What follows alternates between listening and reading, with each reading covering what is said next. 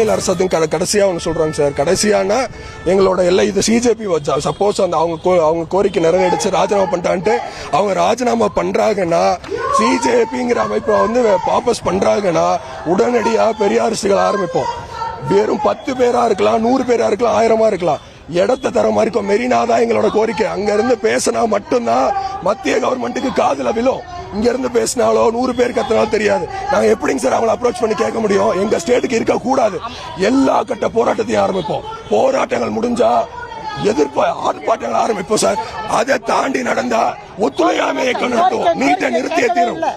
கோரிக்கை கேட்கல sir. வந்தாருங்க sir. உள்ள வர்றப்போ ஸ்டார்ட் பண்ணாங்க.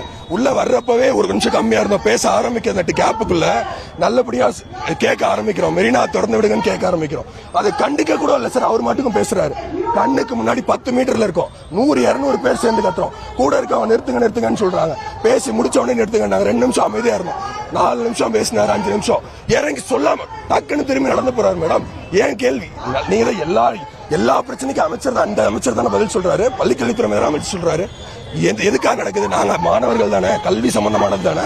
கல்வித்துறை அமைச்சர்கிட்ட நேரிலே பார்த்து அப்ரோச் பண்ண முடியல. நாங்க எங்க போய் கேட்க முடியும்? அதுக்காக தான் சொல்றோம். மத்திய கவர்மெண்ட் அதுக்கு நான் இது மாதிரி கத்திட்டு இருக்கல. மெரினா அடையாளம் எங்களோட எதிர்ப்பை காமிக்கிறதுக்கான இடமா மெரினா.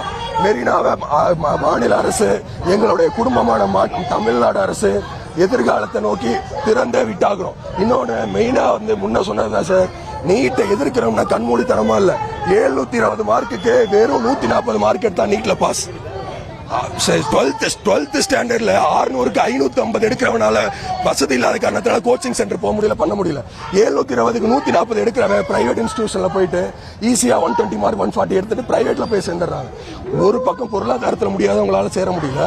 இன்னொரு பக்கம் அன்ஃபிட்டா இருக்கவங்க வெறும் 20% நீட்ல ஸ்கோர் பண்ணவங்க பிரைவேட் காலேஜ்ல போய் சேர்ந்து டாக்டர் ஆயிடும். அவங்க ஒழுங்கா ஏதாவது மெடிக்கல்ல மிஸ்கேரேஜ் ஏதோ தப்பு நடந்து ஏதாவது உயிர் போச்சுன்னா யார் சார் கொடுக்கும்?